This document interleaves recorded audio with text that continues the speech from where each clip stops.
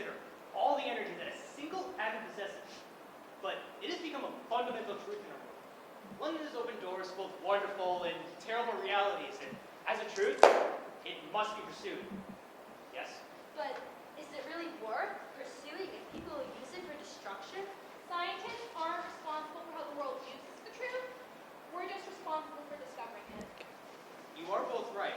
In a way, we must of course consider the potential consequences of knowledge, but to allow them to stop us entirely? Never. Knowledge is meant to be known. But is it worth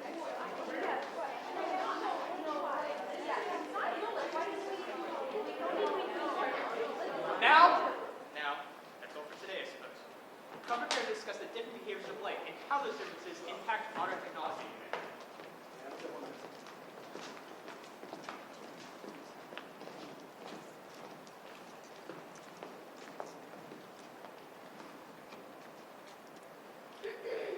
Maleva, I didn't see you there mixed in with those young minds. I'm just here for the check, Albert. Yes, of course, of course. How is Edward doing? Is he still... Schizophrenic? Yes, Albert. Unlike the nail biting or the temper tantrums, he hasn't just grown out of that particular aspect of himself. Heavens above. I'm quite aware he can't grow out of it, but he still writes regularly, you know? I like Hans and he seems a little better. With Karen. He has his good days. And his bad days. Some of the treatments they've been recommending seem to do more harm than good, but I'm a physicist, not a doctor, so who knows. I am happy to hear he's been writing to you. Yes, well, I'm the boy's father, Maleva, despite your particular aversion to me as a person. Here it is. I do wish this had gone differently, you know. Sometimes I wonder when things begin to break off for us. Albert, are you ready? Maybe when you started dating your cousin.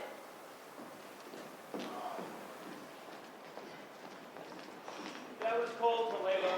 Ice cold. You deserve colder, you philandering old coot. Correct on those last two counts, unfortunately, but as for what I deserve, my dear, we must agree to disagree. For those who might not have picked up on it, let me introduce you to my ex-husband, famous Albert Einstein. A child prodigy, discovered the theory of relativity, introduced the possibility of wormholes, a key figure in the invention of the laser. Maleva, you flatter me. There is more if you'd like her to go on. Yes, he also cheated on his wife, was not a good listener, and he never wore socks. Not quite sure if that last one still stands. I'd have to ask Elsa. You got me. Still no socks. Maleva fails to mention her involvement in much of my work. She was a real important player in those early days, a real Aristotle to my Plato, if you will. Oh, please, I was ever the equal, never the student Albert. Besides, I'm not sure many of them are well-versed in the adventures of Albert and Maleva. Yes, well, that's their loss, isn't it? Admit it, Maleva, there were years when we had something truly special. Brilliant minds coming together for the love of each other in science. Think about all we did back in 1905. Yes, our golden year, although I'm not sure you've ever showed this much enthusiasm back in those days. Shall we show them? Yes, yes, let us go back to a year of discovery and passion and... crippling disappointment, ego-driven decisions with world-altering consequences. Yes, well, it's a bit of that as well. Robert Millikan, a fellow physicist and Nobel Prize winner. Honestly, a favorite person of mine. Really lovely. Competitive with the good kind, you know? I cannot believe your half-baked theory actually turned out to be real. I'm excited, I'm intrigued, I am a little... Incredibly jealous of our very public success, and it feels you playfully. Also, hello, Robert. Do come in. Thank you for knocking. Well, yes, the theory you two came up with about the behavior of light's going to change everything, but you've yet to prove it, and I plan to do just that.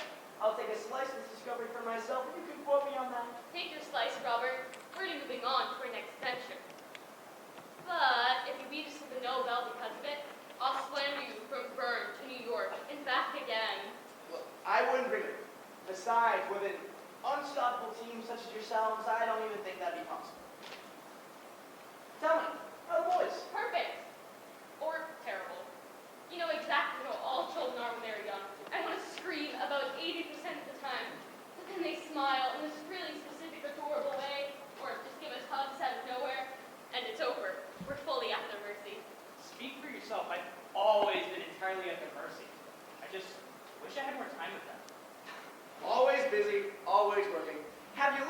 time for any fun. You know, I don't need to tell you it's important to dance every once in a while. In addition to dancing on the edge of greatness. We went out just last weekend. Albert went willingly, too. You wooed me. I do not need to be bribed to spend a night out with my beautiful wife.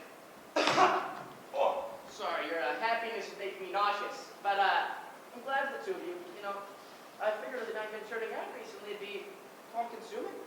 It's hard, of course, but we make time for each other. We always have. All right, I gotta run. I just want to stop by and say how disgustingly jealous I am of the two of you. But now I'm just disgusted. I'm too blind. Bye, Robert. He's right, though, Albert. What he said about our theory changing things, think of what this will improve. Cameras, projectors, even theoretical physics. I actually want Robert to go ahead and improve our theory, if I'm being honest. We've done something special. I know, I feel it too. But I also know that this is just the beginning.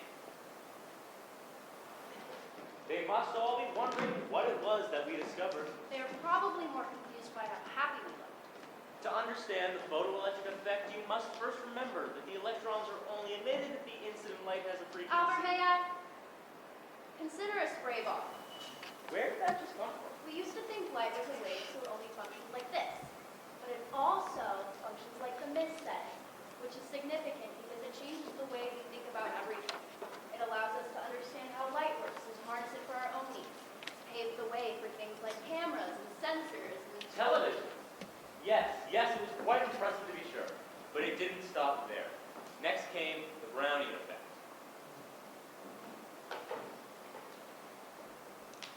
Every tiny particle that makes up every tiny dust mote is constantly in motion.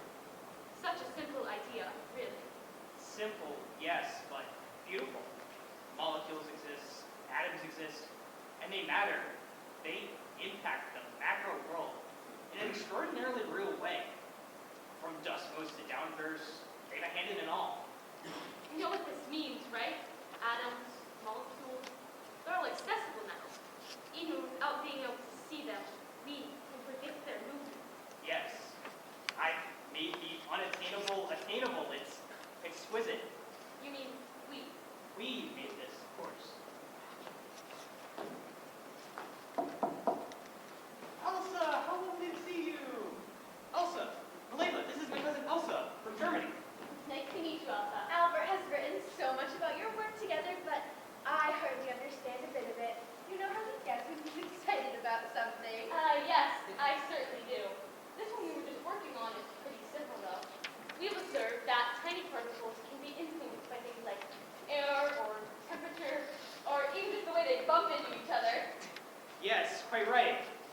Now, Malema, Elsa and I were going to go out for lunch and catch up with the family. I figured you want to keep working, you know. Yes, of course. We too have fun.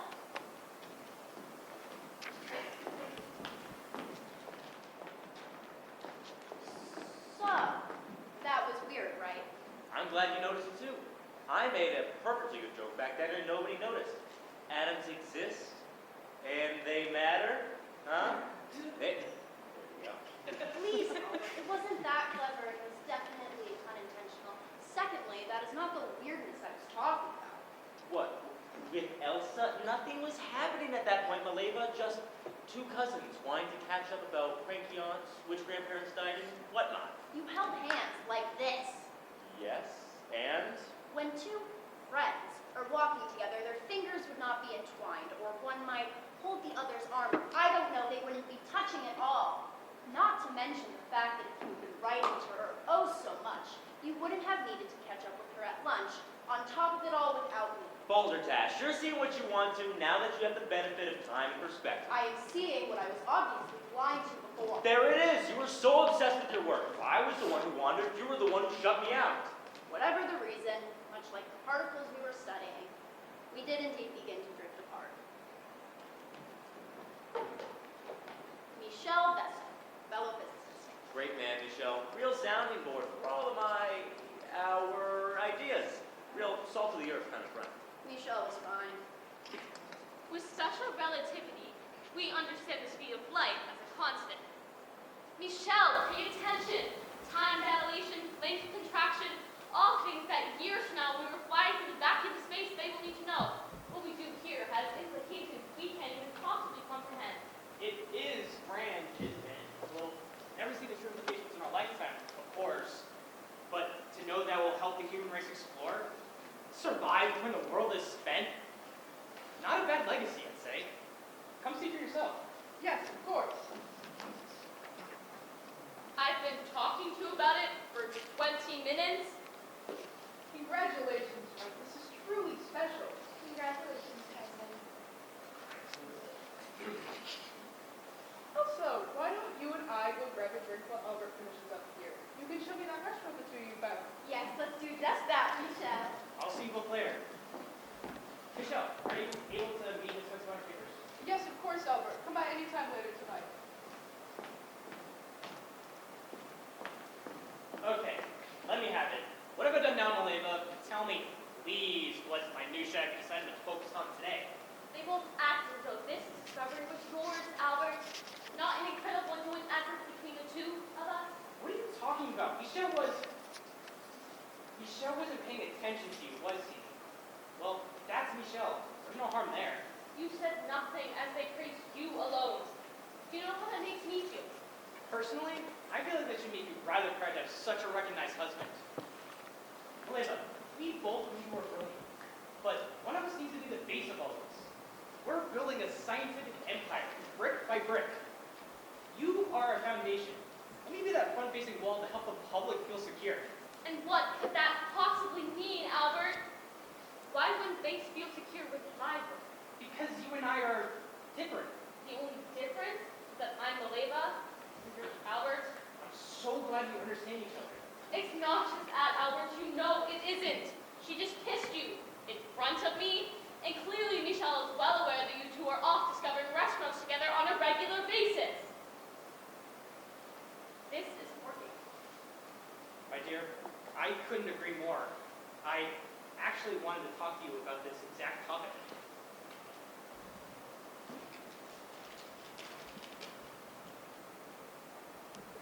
You have got to be kidding me, Albert. This is ridiculous. You think so? I mean, obviously our relationship is not what it once was. Alice and I have grown close in ways that matter. But the two of us, separating doesn't make sense when we're building a family. There's no need to uproot our children when we can come to an understanding. You call this an understanding? I call that a necessary compromise. You wouldn't want to jeopardize everything we were working towards, would you? I guess not. We will make sure that my clothes and laundry are kept in good order, that I receive my 3 meals regularly in my room, that my bedroom and study are kept neat. You will renounce all personal relations with me insofar as they are not completely necessary for social outings. Specifically, you will renounce my sitting at home with you, my going out or traveling with you. You will obey the following points in your relation. You will not expect any intimacy from me. You will stop talking to me if I request it. You will leave my presence immediately without protest if I request it. Can you believe him? I was better than that. I am better than that. And you do not know how proud I am that that scene did not end there. Take your glory, take your recognition, take your mistress, and I hope that you drown in the weight of it all. I will have a life with our children without an actual laundry list of ways to get you to see any value in me. We were a few once, but that's over. We're over. I'm still the boy's father, Melinda. You can't cut me out completely. But if this is how it must be, then fine. You must know, you are making a mistake. You are walking away from greatness. No. I'm walking away from you. I want our house. Of course. And I want the prize money for the Nobel when you win it for the photoelectric effect. But wait. I have all of my own notes, Albert. I'll bury you if you deny me this. Fine. Be careful with the formula for mass energy equivalence. The world is not yet ready for the amount of power one atom can bring when split. You claim this discovery as your own. That means you're responsible as well. You worry over nothing. We have dreamed of space travel. Mankind will do great things. You'll see.